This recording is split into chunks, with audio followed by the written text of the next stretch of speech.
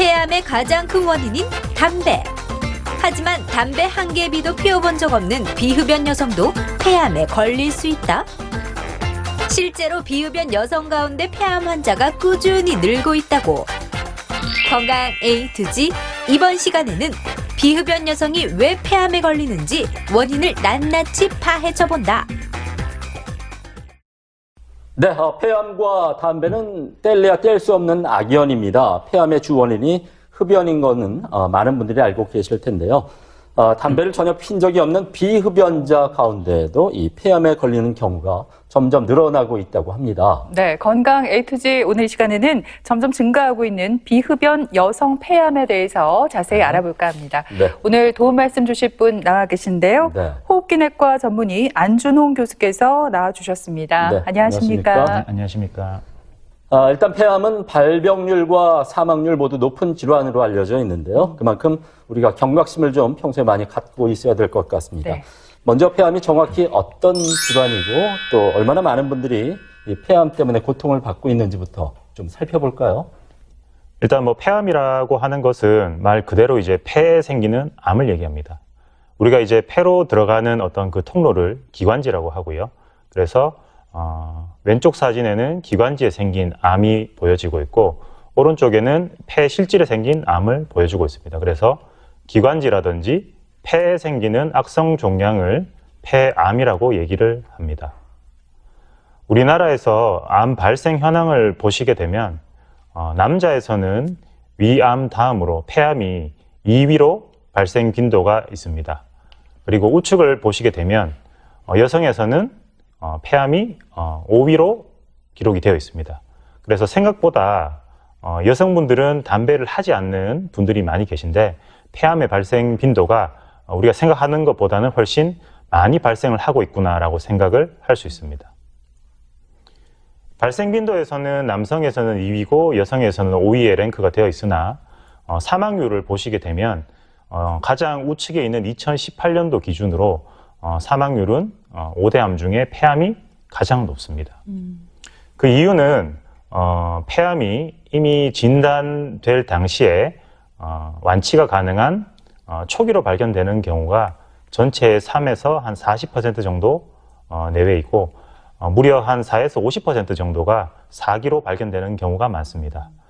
그래서 폐암은 조기 진단이 어려운 암 중에 하나이기 때문에 사망률이 굉장히 높다고 할 수 있습니다. 또 초기에 발견이 되어 완치가 가능한 수술적 절제를 한다고 하더라도 상당히 많은 수에서 재발을 합니다. 그래서 이러한 여러 가지 원인들로 인해서 폐암이 사망률에서는 남녀 공이 1위를 달리고 있습니다. 시기별 폐암 환자 성별 추이를 보시게 되면 1990년대 후반에는 보시게 되면 여성 폐암이 한 20% 정도를 차지하고 있으나 2013년을 기준으로 보시면 여성 폐암이 30%를 넘고 있습니다. 점차로 시간이 가면서 여성 폐암이 많이 늘고 있다는 것을 확인을 할 수 있습니다. 또 하나 시기별 폐암 환자 흡연율 추이를 보시게 되더라도 1990년대 후반에는 대략 20% 정도였던 것이 2013년에는 30%를 훌쩍 넘고 있습니다.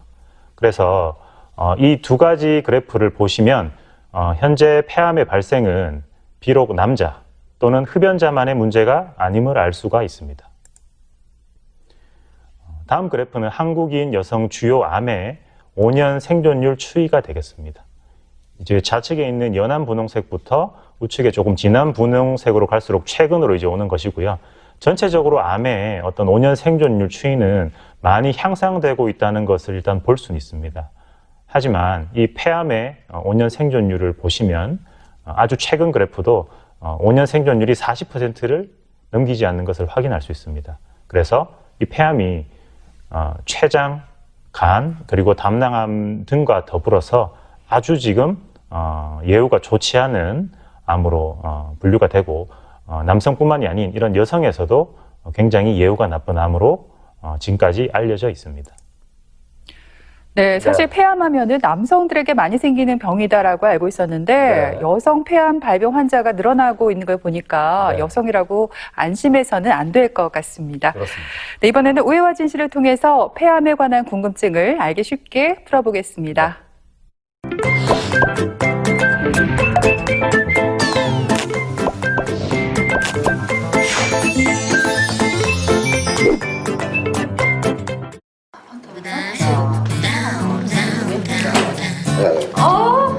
담배 냄새. 가서 손이랑 좀 씻고 온나. 알았다. 잠깐만. 오빠 마스크를 안 끼고 나갔나? 냄새. 아니 뭐 요 앞에 갈 건데 뭐 어떤데? 아까 방송 봤나 못 봤나? 방송에서 뭐라 하더노? 쓰레기 버릴 때나 잠깐 슈퍼 갈 때나 뭐 바로 밑에 내려갈 때 엘리베이터 탈 때도 마스크는 꼭 끼라고 하더나. 알았다. 잘 들어 진짜. 아유 그나저나 이러면 코로나 지긋지긋하다 지긋지긋해 진짜. 아유 언니 봐봐라 집에서도 마스크 끼고 있잖아. 알았다. 그래서 피나게 좀 그만해라 좀. 아이고. 잠깐만 조용해라. 희자야. 그래 몸은 좀 어떻노? 니 안 그래도 부모님하고 남편한테 얘기했지? 폐암 1기라고. 걱정 많이 하신다 아이가. 뭐? 야 어떻게 일주일 만에 폐암 3기로 변할 수가 있노? 병원 가서 다시 한번 검사해봐라. 그 말이 안 되지. 야 폐암 1기였다가 열흘 만에 그거는 폐암 3기로 그 말이 안 된다. 니 지금 당장 병원 가라. 지금 당장. 그래 전화할게. 미쳤다. 아니 뭔데? 아니 미자 씨 1기에서 3기가 됐다고? 그러니까 오진이겠지. 어떻게 폐암 1기에서 3기까지 갑자기 그렇게 변할 수가 있냐고. 그러니까. 미자 언니 담배 안 폈다네요? 당연하죠. 담배 손에 쥐어본 적도 없다. 그 말이 맞는갑다. 비흡연 폐암이 흡연 폐암보다 더 안 좋다는 거. 아니 차라리 내처럼 이렇게 담배 피다가 폐암 걸리면 그게 낫지. 담배도 안 피는데 비흡연해가지고 그렇게 폐암 걸리. 뭐 말도 안 되는 소리를 하고 있네 진짜. 진짜 밉다. 어떻게 말을 꺼내도 저런 말밖에 못해. 그러니까요. 근데 희한하다. 어떻게 1기에서 바로 3기가 되지? 그니까 아니 미자 씨는 그래도 운 좋게 빨리 폐암 발견했다. 보통 담배 안 피는데 폐암 걸렸다고 생각을 안 하잖아. 그러니까 보통 예후도 늦어지고 진단도 늦어지고 그럴 수밖에 없는데 야 그래도 다행이다. 오빠 말 듣고 보니까 진짜 일리가 있네요. 맞네. 어쨌든 그래도 담배 안 핀 사람보다 담배 피는 사람이 폐 더 안 좋은 건 확실하다. 담배 끊어라. 담배 끊어. 알았다. 1일 1 금연할게. 1일? 그게 말이가 방구가 진짜 제정신이가. 그러면 내년 1월 1일부터 금연할게. 진짜로. 자기가 진짜로 약속할게. 뭘 약속해? 맨날 1월 1일만 되면 이제 끊는다. 매달 1일만 되면 끊는다. 지겹다 이제. 자기는 내가 청식으로 또 이렇게 고생하는 거 알고 있나 모르나. 옆에 비흡연자도 엄청 안 좋다고. 제발 말만 하지 말고 딱 실천을 해라. 실천을. 그리고 코로나 끝나면 저 금연 캠프인가 그 4박 5일 좀 갔다 온나. 담배 끊을 때까지 집에 못 들어온다 이제 앞으로. 담배도 마음대로 못 피고 바람이나 펴야 되나? 뭐? 오빠랑 연애 끊어버려요. 끊을래? 뭘 끊어? 담배 끊으라고. 담배 끊는다고. 담배가 내가 선택해라. 아니 당연히 자기지. 담배가 내가 선택해라. 담배. 담배가 내가 선택해라. 자기지. 네, 오해와 진실 첫 번째 질문 드립니다. 비흡연 폐암의 경우 흡연 폐암보다 예후가 나쁘다입니다. 잘 들으셨죠? 두 분 정답이 과연 O일까요? X일까요? 저는 지금 질문을 듣자마자 정답이 뭔지 딱 알았어요. 정답은 X입니다. 일단 비흡연 폐암 환자의 경우에 담배를 피지 않았잖아요. 그러니까 당연히 흡연 폐암 환자보다 폐 기능이 양호할 테고 그러면 또 당연히 예후도 더 좋지 않을까요? 누가 봐도 정답 X 같은데요? 제 생각은 역시 이번에도 달라요. 정답은 O입니다. 왜냐하면 이 비흡연 폐암 예후가 더 좋지 않을 것 같아요. 왜냐하면 왜요? 폐암하면 딱 떠오르는 단어가 이것이 뭐예요? 담배잖아요. 그쵸. 그만큼 담배가 안 좋은 영향을 미치는데 무엇보다도 본인이 폐암에 걸린다고 생각 안 할 거예요. 담배를 안 피우시는 분들은. 그러다 보니까 진단도 늦어질 거고 또 예후가 좋지 않을 것 같은데요. 교수님, 어려운데요? 누가 정답일까요? 네, 정답은 리은 씨가 정답입니다. 네. 한번 보시게 되면 비흡연 여성 폐암이라는 어떤 의학 용어도 있습니다. 그래서 흡연에 과거력이 없는 여성에서 발생한 폐암을 얘기하고 담배가 아닌 직업이라든지 또는 환경과 같은 요인이 어떠한 폐암 발생에 영향을 주었을 것으로 생각하고 있습니다. 그래서 조직학적으로는 대부분 서남이라는 것이 차지하고 있고요. 제가 말씀드린 대로 이런 비흡연 여성 폐암이 예후가 양호한 편입니다. 그 양호한 이유는 이제 예은 씨가 말씀하셨던 대로 이 비흡연 여성 폐암이 대부분 담배를 하지 않는 비교적 남자보다는 조금 더 젊은 여성에서 발견되기 때문에 일단은 폐 기능이 양호하고 전신 상태가 굉장히 양호하기 때문에 우리가 완치를 바라볼 수 있는 수술적 치료를 할 수 있는 비율이 조금 더 많다고 보시면 됩니다. 또 질병이 많이 좀 진행한 폐암의 경우에도 담배를 하는 폐암에 비해서는 표적 치료제와 같은 약제를 사용할 수 있는 유전자 돌연 변이가 있는 경우가 좀 많습니다. 그래서 이런 경우에는 그러한 약제를 복용하는 것들이 예후를 조금 더 개선시키기 때문에 현재까지는 비흡연 여성 폐암이 흡연을 하는 폐암보다는 예후가 조금 더 좋다고 보시면 되겠습니다. 네, 그런가 하면은 폐암의 무서운 이유가 초기에 별다른 증상이 없다는 그런 사실인데요. 게다가 담배를 전혀 피우지 않았다면은 본인이 폐암에 걸렸을 거라고는 생각조차 못하게 될 텐데 어떻게 폐암 초기에 그 진단받는 경우가 많은 건지 교수님, 비흡연 여성 폐암은 특별한 증상이 나타나게 되는 건가요? 어떻습니까? 그렇지는 않습니다. 네.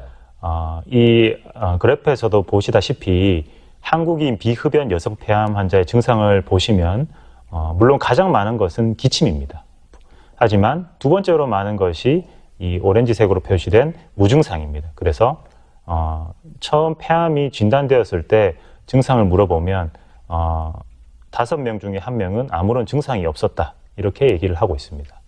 하지만 최근 건강검진의 대중화로 인해서 흉부 전산화 단층 촬영과 같은 여러 가지 영상 검사를 통해서 폐암이 의심되는 폐결절로 건강검진을 받으시고 조직검사 또는 추가 검사를 위해서 내원하시는 분들이 많습니다. 그래서 이전보다는 그런 여러 가지 건강검진 및 의료 이용의 접근성의 증대로 인해서 많은 환자분들이 폐암을 비교적 조기에 발견할 수 있다고 생각합니다. 폐암의 원인을 보시면 가장 우리가 익히 알고 있는 것이 흡연입니다. 그래서 이 흡연이 폐암의 70% 정도가 관련이 있다고 보시면 되고 간접 흡연도 폐암 발병이 굉장히 증가하는 것으로 되어 있습니다. 그 이외에 유해 물질, 환경이라든지 직업적 노출, 우리가 이제 가장 가까이에서는 집 안에 있는 어떤 주방 내의 연기 및 기름, 또 이런 요리를 하면서 발생하는 어떤 유해 물질들이 폐암의 원인이 될 수가 있고 대기오염 또는 라돈, 비소 이런 여러 가지 유해 물질들이 모두 폐암의 원인이 되고 있습니다. 또한 만성 폐쇄성 폐질환이나 폐섬유화증과 같은 만성 폐질환들도 폐암과 연관이 아주 많은 것으로 되어 있고 직계인 경우 폐암 발생률이 2배가 증가합니다. 그래서 직계에서 폐암이 있는 경우에는 유전적인 부분도 분명히 관련이 있다고 되어 있습니다. 그러면 이런 비흡연 여성 폐암에서 특히 위험 인자를 보시면 음주를 주 2, 3회 미만으로 하는 것보다 음주를 조금 더 자주 하는 것이 폐암의 위험을 대략 25% 정도 높인다고 되어 있고 이것은 아마 음주 장소에서의 어떤 간접 흡연이 원인일 가능성도 얘기가 되고 있습니다. 그리고 채식 위주보다는 육식 위주의 습관이 또 위험 인자라고 되어 있고 이것 또한 마찬가지로 조리 과정에서 발생하는 어떤 발암성 유기화합물, 벤조피렌이나 포름알데히드 이런 것들에 대한 노출 등이 원인일 가능성이 얘기되고 있습니다. 또 운동을 규칙적으로 하지 않는 경우와 정상 체중보다 체중이 낮은 저체중인 경우 그리고 동반 여성암, 자궁이라든지 난소, 유방암 등과 같이 다른 동반 여성암이 동반된 경우에도 비흡연 여성 폐암의 위험 인자로 알려져 있습니다. 그래서 이렇게 폐암을 진단하는 방법이 여러 가지가 있는데요. 일단 가장 흔하게는 우리가 흉부 단순 방사선 촬영, 저희가 흔히 엑스레이라고 하죠. 이런 엑스레이 사진에서 이상 소견이 있어서 내원하는 경우가 있습니다. 좌측은 정상 흉부 X선 사진이고 우측은 폐암 환자의 흉부 X선 사진입니다. 이렇게 동그라미 쳐놓은 곳을 보시면 조금 희게 보이는 부분이 있을 겁니다. 이제 정상적으로 폐는 검게 보이고요. 엑스레이에서 이렇게 조금 희게 보이는 곳이 폐암이 의심되는 병변입니다. 이렇게 이제 흉부 단순 방사선 촬영에서 폐암이 의심되면 그 다음으로 우리가 흉부 CT와 같은 검사를 하게 됩니다.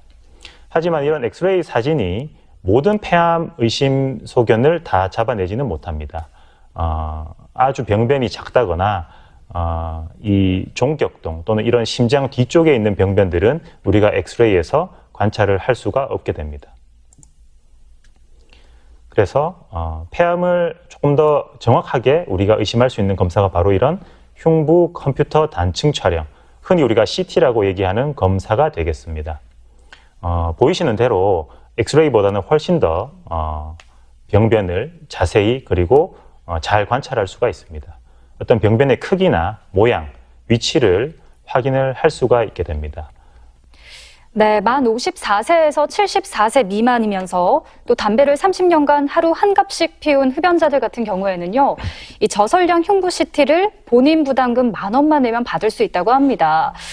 앞서 들으신 것처럼 비흡연 여성 폐암 환자가 점점 늘고 있는 만큼 개인적으로는 이 대상자가 좀 확대됐으면 하는 바람입니다.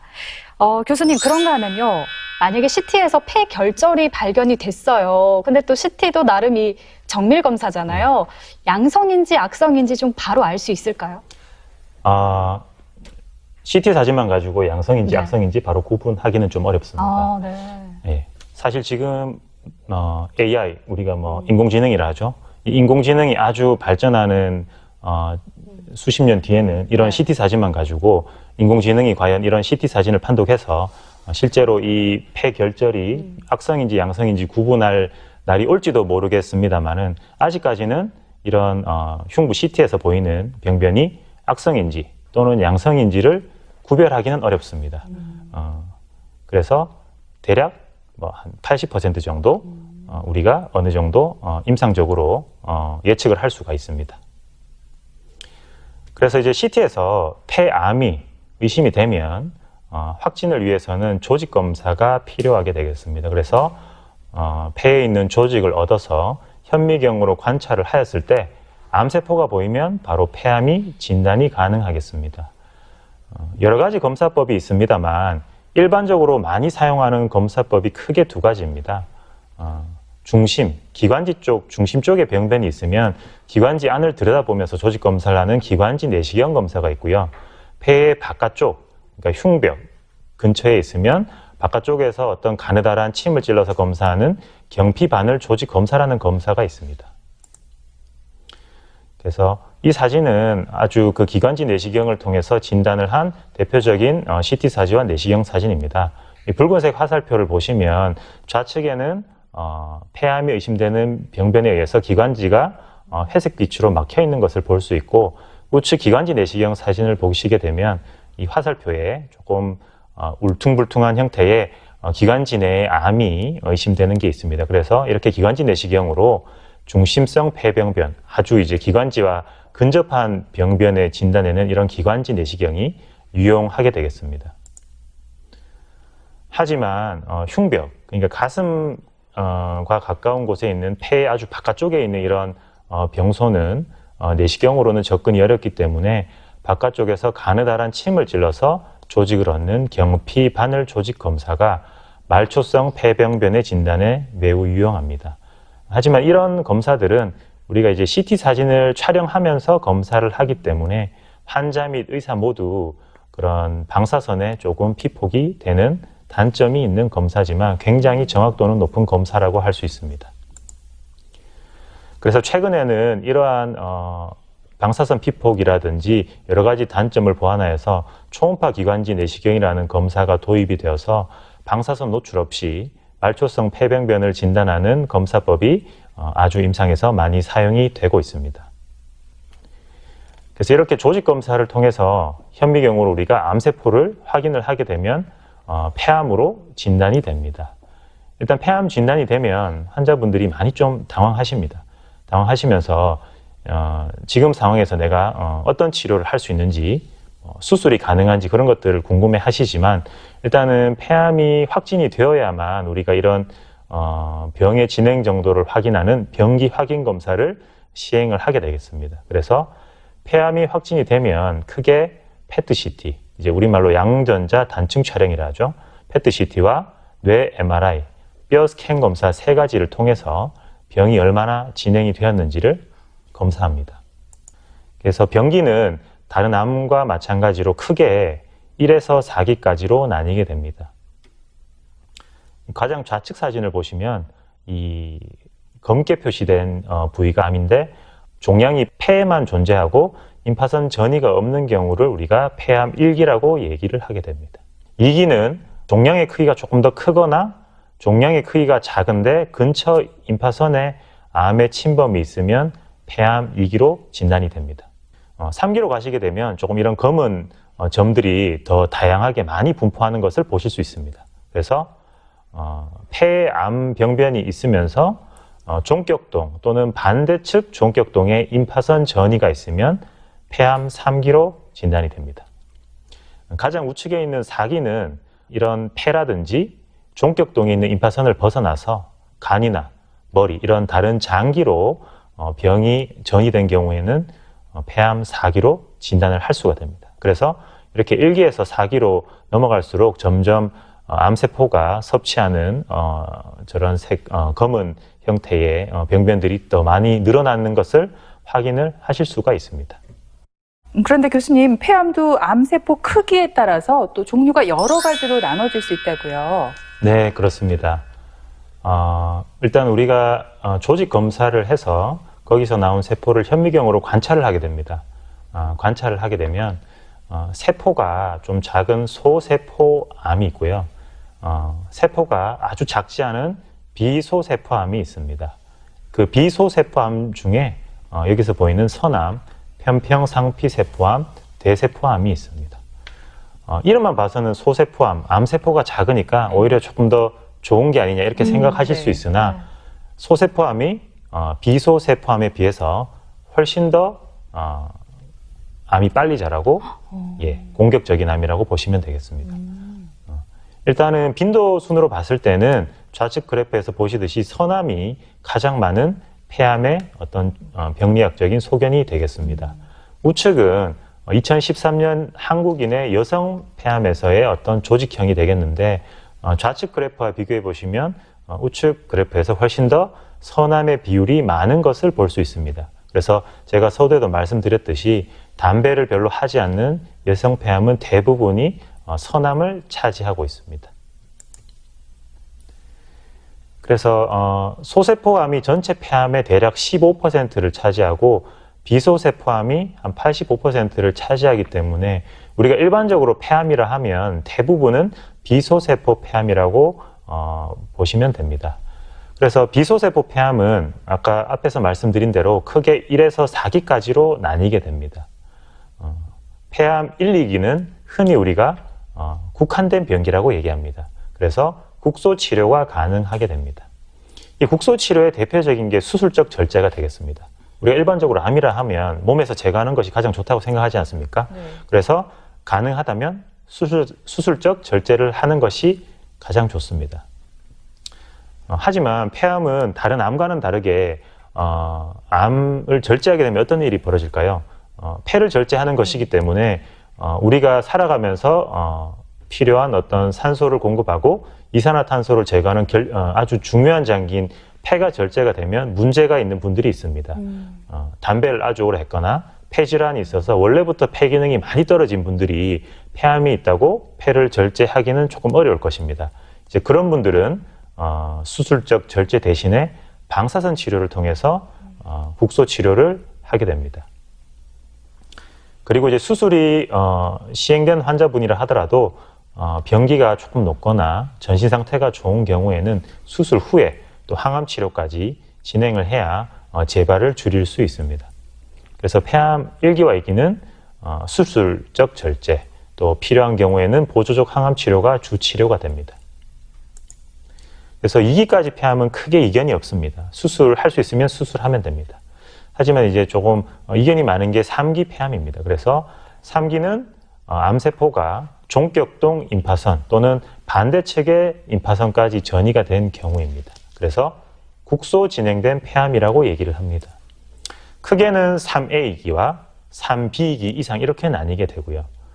우리가 3B기 이상에서는 항암요법과 방사선 치료를 같이 하는 치료를 하고 3A기에서는 환자의 상태에 따라서 수술을 할 수도 있고 항암 치료를 한 이후에 수술을 할 수도 있고 또는 항암 치료와 방사선 치료를 같이 할 수도 있습니다. 그래서 3A기 같은 경우에는 아주 어떠한 치료가 가장 스탠다드라는 것이 아주 정립된 것이 있지는 않습니다.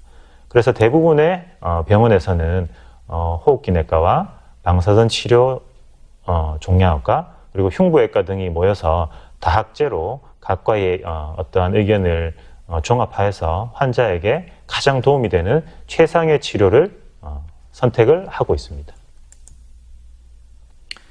그리고 이제 마지막이 폐암 4기입니다. 4기라고 하지만 제가 처음에 말씀드렸듯이 첫 진단 시에 폐암 4기 환자가 전체 폐암 진단 환자의 대략 4에서 50%입니다. 그러니까 2명 중에 1명이 폐암 첫 진단을 받을 때 이미 폐암 4기인 경우가 많습니다. 그래서 이런 경우에는 선택할 수 있는 것이 많지 않습니다. 우리가 알고 있는 항암요법이 폐암 4기에는 비소세포 폐암 4기에는 치료법이 되겠습니다. 네, 그런가 하면 폐암 초기에는 바로 좀 수술을 시행해 볼 수 있겠지만 뭐 폐암이 3기나 4기 같은 경우에는 그게 또 참 쉽지가 않죠. 교수님, 항암 치료나 방사선 치료로 암의 크기를 좀 어느 정도 줄인 후에 그때 또 수술을 시행해 볼 수 있다면서요? 네, 그렇습니다. 항암 치료를 보통 하는 경우는 여러 가지 목적이 있지만 말씀 주신 대로 암의 크기를 좀 줄여서 수술을 하는 경우에도 항암 치료를 할 수가 있고 폐암이 많이 진행된 폐암 4기에도 항암 치료를 할 수가 있습니다. 우리가 이제 일반적으로 항암 치료라 함은 다 같은 항암 치료제라고 생각하시지만 항암 치료는 크게 3가지로 나뉩니다. 제일 왼쪽에 있는 세포 독성 항암제, 그리고 중간에 표적 항암제, 그리고 가장 우측에 면역 항암제가 있습니다.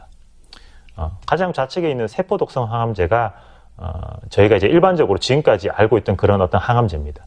항암제 맞으면 머리도 빠지고 많이 메스꺼리기도 하고 뭐 이러한 부작용들을 보이는 항암제고요. 지금도 많이 쓰이고 있고 과거에는 거의 대부분이 세포 독성 항암제입니다. 사진에서 보시듯이 굉장히 항암제가 폭발력이 있습니다. 암세포도 죽이지만 하지만 정상세포도 우리가 파괴를 하기 때문에 여러 가지 부작용들이 많이 발생을 하고 심지어 골수가 많이 억제가 되면서 백혈구 감소로 감염으로 항암 치료 중에 조금 좋지 않은 결과가 생기는 경우도 있습니다. 두 번째로 이제 중간에 보시는 것이 바로 표적 항암제입니다. 말 그대로 이제 암세포만 주로 표적을 하는 것이죠. 우리가 이제 암이 발생하는 원인이 특정 유전자의 돌연변이가 생겨서 거기서 이제 암이 발생하는 거기 때문에 그런 유전자 돌연변이가 발생되는 환자는 그 유전자 돌연변이를 막는 항암제를 씁니다. 현재도 많이 사용은 되고 있습니다. 그래서 그러한 세포독성 항암제가 가지는 전신적인 부작용은 훨씬 덜합니다. 그러면서 약효는 꽤나 괜찮습니다. 하지만 뭐 표적 항암제도 표적 항암제대로의 또 부작용은 있으나 대부분 경한 부작용들이 많이 있습니다. 그리고 이제 가장 최근에 나온, 아마 들어보셨을지도 모르겠습니다만 면역 항암제라는 것이 있습니다. 우리가 이 암세포라는 것도 우리 몸에 암세포가 생기면 우리 몸에 있는 면역세포들이 이 암세포들을 죽이려고 하는 그런 면역체계가 발생을 합니다. 하지만 이 암세포들도 굉장히 교활하기 때문에 이런 면역세포를 또 피하기 위한 어떤 그런 기전을 발휘를 하는데 그런 피하기 위한 기전을 막아서 우리 몸에 있는 어떤 면역세포가 암세포를 죽이게 하는 그런 형태의 기전으로 작용하는 것이 바로 면역항암제입니다. 예. 그래서 또 면역항암제도 효과는 좋은 분에겐 아주 좋으나 마찬가지로 조금 경한 형태의 어떤 부작용이 관찰은 됩니다. 그래서 이러한 다양한 형태의 항암제가 있기 때문에 환자의 어떤 상황, 전신 상태 또는 폐질환 상태에 따라서 아주 적절한 항암 치료를 계획할 수가 있습니다. 그리고 또 하나는 우리가 수술, 항암 치료와 더불어서 방사선 치료를 많이 합니다. 아주 이제 에너지가 높은 형태의 방사선을 활용해서 암세포를 죽이는 형태가 되고요. 치료의 목적에 따라서 아주 다양하게 사용이 됩니다. 완치가 목적인 경우에는 폐암 초기에는 방사선 치료를 할 수 있고, 또 수술 후에 종격동의 림프절 전이가 있는 경우, 또는 뭐 장기 전이로 인한 증상 완화, 이런 여러 가지 형태로 방사선 치료가 사용이 가능하게 됩니다. 네, 오늘 이 시간 이렇게 폐암에 대해서 자세히 알아봤는데요. 끝으로 교수님, 폐암을 예방하기 위해서 평소 우리가 어떤 노력들을 하면 좋을까요? 일단 뭐 가장 큰 원인이 담배인 만큼 금연을 해야 될 것 같고, 또 간접 흡연도 피하는 게 중요하겠죠? 예, 맞습니다. 폐암의 대부분의 원인이 일단은 담배로부터 오는 것이 많기 때문에 일단 금연이 가장 중요합니다. 요즘 전자담배도 많이 하시는 걸로 알고 있는데, 일반 관련형 담배와 더불어 전자담배 또한 폐암의 위험 요소가 되기 때문에 가급적 어떤 형태의 담배라도 금연을 하시는 것이 좋겠습니다. 또 말씀해 주신 대로 간접 흡연을 피하셔야 되고, 꾸준한 운동, 그리고 너무 지나친 다이어트로 저체중을 피하는 것도 특히 여성에서 또 폐암을 예방하는 방법이 되겠습니다.